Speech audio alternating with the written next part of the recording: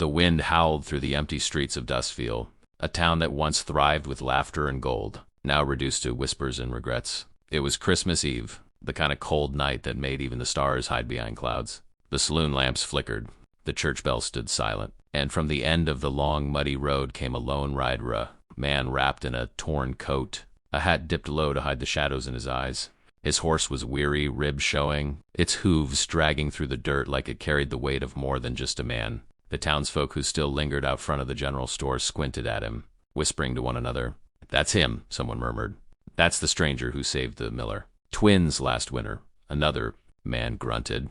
"Ain't no hero, just another drifter." But when the stranger lifted his face, even the boldest among them went silent, because those eyes carried stories darker than any outlaw's trail. He tied his horse to the post and looked around, scanning the quiet town before heading toward the sheriff's office. Inside, Sheriff Cole sat by the fire, sipping old whiskey, polishing his badge like it could somehow erase the sins of this dying town. When the door creaked open, the sheriff looked up, startled. "Well, I'll be damned," he said, setting his glass down. "Didn't think I'd ever see you, Annie, again." "Ethan Graves." The stranger removed his hat, revealing a streak of silver through his dark hair. "Didn't think I'd come back," Ethan replied in a low, gravelly voice. "But I heard you need it." "A man who ain't afraid of the past," the sheriff leaned back, his boots creaking. "The past don't scare me, son. But you carry ghosts like no man should. What brings you back to Dustville?" Ethan hesitated, his eyes flicking toward the frosted window. Outside, a pair of small shadows moved, two little girls bundled in ragged coats, their tiny footprints fading in the snow. "I'm not here for me," he said finally. "I'm here for them." The sheriff frowned. "Those two kids been hanging around the edge of town for days," he muttered. "Orphans, maybe, lost travelers. Nobody knows where they came from." Ethan's hand clenched on his hat brim. "They're not orphans," he said softly. "They're mine." The words hung in the air like gun smoke. Sheriff Cole stood slowly, eyes wide. "Yours?" "Ethan, you disappeared 2 years ago. Folks said you went north chasing bounty money after your wife passed. Nobody's heard from you since." Ethan nodded, the pain flickering across his face like a candle struggling in wind. "I lost everything when Clara died. I wasn't fit to raise them then. I thought they'd be better off with their kin. But I got word last week they were gone. The family moved west. The wagon never made it. I tracked the trail all the way here." The sheriff sighed deeply. "And you found them sleeping on the edge of my town?" Ethan nodded again, cold, scared, holding each other under an old tarp behind the livery stable. "I promised myself I'd never fail them again." The sheriff's face softened. "You got a good heart. Ethan, maybe too good for this place." He poured 2 cups of whiskey and slid one across the desk. He always did have trouble staying out of trouble. "But this town ain't the same. Times are darker. There's a man running the mines now, Briggs. Owns half the town and all the souls in it. He's got money, power, and men who'll shoot before they think." Ethan's eyes narrowed. "And what's that got to do with me?" The sheriff looked at him steadily. "Briggs' daughter's getting married tomorrow to a man she don't love. Briggs forced it for money and land. The men are angry, the women afraid. Folks need hope, Ethan, and I ain't been enough. You once said you believed in doing what's right, no matter the cost. Maybe that's why you're here." Ethan shook his head slowly. "I came for my girls, not to fight another man's war." The sheriff smiled sadly. "You always say that, but somehow you end up right in the middle of it." Then he leaned forward, eyes gleaming. "Tell you what, Ethan, Briggs offered a deal earlier. Said he'd forgive every man's debt if they came to his big Christmas gathering tonight. He's throwing a party at the town hall drinks. Music and his twisted generosity. He told me, and I quote, 'Tell the men they can choose any woman they want for the dance. Tonight, his gift for loyalty.'" Ethan's jaw clenched, anger flashing in his eyes. "He said that?" The sheriff nodded grimly. "Like the women were prizes. Some of the men cheered. Some walked out in shame. Dustville's lost its heart. Ethan, maybe you're the one to bring it back." Ethan stood up, slipping his hat back on. "I'm no hero, Sheriff. I'm just a father trying to protect what's left." He walked toward the door, but paused when he saw 2 little faces pressed against the frosted window, twin girls about 5, their golden hair tangled, cheeks red from the cold, eyes wide and full of love. They burst into giggles when he stepped outside, running into his arms. "Papa," they squealed in unison.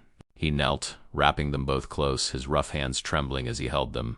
"I told you I'd find you," he whispered, his voice breaking. One of the girls looked up, innocent eyes shining. "Papa, are we going to have a home now?" Ethan smiled through tears. "Yes, my little angels. We'll find a home. I promise." The sheriff watched from the doorway, emotion heavy in his chest. Then from the distance a gunshot cracked through the night, followed by laughter and music echoing from the hall. Ethan looked up sharply. The sheriff said, "Briggs' party's starting. He's making his announcements tonight. He said every man gets a choice." Ethan lifted his daughters in his arms and walked toward the glow in the distance. Snow began to fall, soft and slow, coating the world in white. At the edge of town, he could see the hall alive with lights. Men cheering, women forced to smile. Briggs stood at the center, his heavy hand gripping his daughter's shoulder like ownership. Ethan's jaw tightened. He turned to his daughters. "Stay here, no matter what," he said gently. But before he could take another step, one of the girls pointed toward the crowd and said, "Papa, that's her." Ethan froze.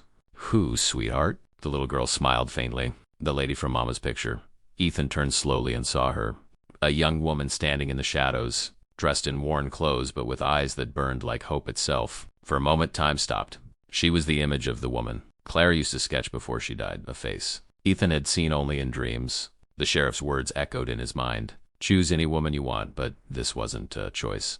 This was destiny. Ethan stepped forward, his heart pounding, unaware that by sunrise, his life and the fate of the whole town would change forever. The night stretched thin and brittle, like old parchment, as Ethan's heart thundered in his chest. The image of that mysterious woman burned deep in his mind. The warmth of the twins in his arms was the only anchor, keeping him from being swept away in the flood of memories and questions. Who was she? How could his daughters know? Call her his lady from Mama's picture when Clara's face had only lived in faded sketches and whispered dreams? The crowd inside the town hall pulsed with hollow cheers and forced smiles. The sinister gleam of Briggs looming over every corner, like a dark cloud ready to burst. Ethan's gaze didn't leave the woman as she moved quietly among the crowd, her eyes scanning the room with a mixture of fear and determination, as if searching for someone who might save her from this nightmare. Sheriff Cole approached Ethan's side, his voice low but steady. "You have no idea what you're stepping into. But it's the kind of fight that can either kill you or set us feel free." Ethan nodded, swallowing the lump in his throat. "I didn't come for a fight," he whispered. "But I can't walk away not when they're in danger just then."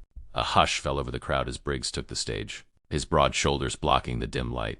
"Gentlemen," Briggs boomed, "tonight you'll choose any woman you want for the dance, my gift to those loyal enough to stand by me. Let's remind Dustville what it means to obey." The men whooped and hooted, some slapping each other's backs while others glanced nervously at the women, whose faces tightened with fear. Ethan's blood boiled at the cruelty, but his eyes were fixed on the woman from the picture. Suddenly Briggs's daughter, her name was Lydia, stood beside him, her eyes blazing with defiance. "I won't marry a man I don't love," she declared. The room erupted in chaos. Briggs barked orders and men moved like wolves to silence her. But before they could reach her, the mysterious woman stepped forward. "Leave her alone," she said firmly, voice clear and commanding. Gasps rippled through the crowd. Ethan's heart leapt. He recognized that voice, a voice he hadn't heard in years but never forgot. "Grace," he breathed, the name barely a whisper.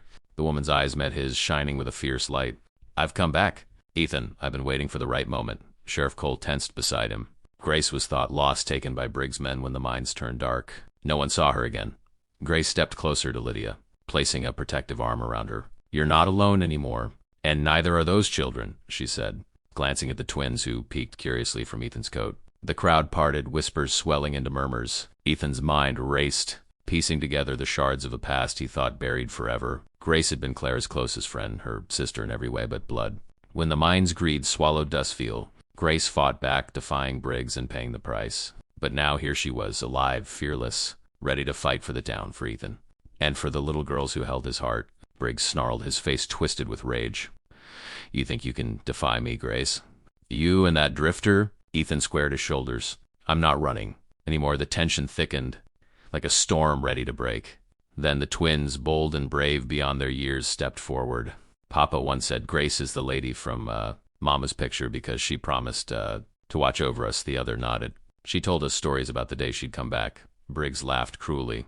"Children's Talese won't save you tonight, but the people of Dustville," inspired by Grace's return and Ethan's courage, began to rise. Women stepped away from their fearful silence. Men lowered their fists, and a whisper grew into a chorus. Ethan looked at Sheriff Cole. "This town's heart isn't lost. It's just waiting for someone to remind it how to beat." The sheriff smiled. "For the first time in years, let's remind Dustville what hope looks like." As the night unfolded, alliances formed, secrets unveiled, and a plan was born to confront Briggs' tyranny. Grace and Ethan, reunited by fate and bound by love, prepared to face the darkness together, not just for themselves, but for the twin girls who would inherit whatever future they could fight to build. The snowfall outside turned heavier, blanketing Dustville in white. a silent promise of new beginnings. And somewhere in the shadows, the echoes of Christmas carols whispered hope to those brave enough to listen.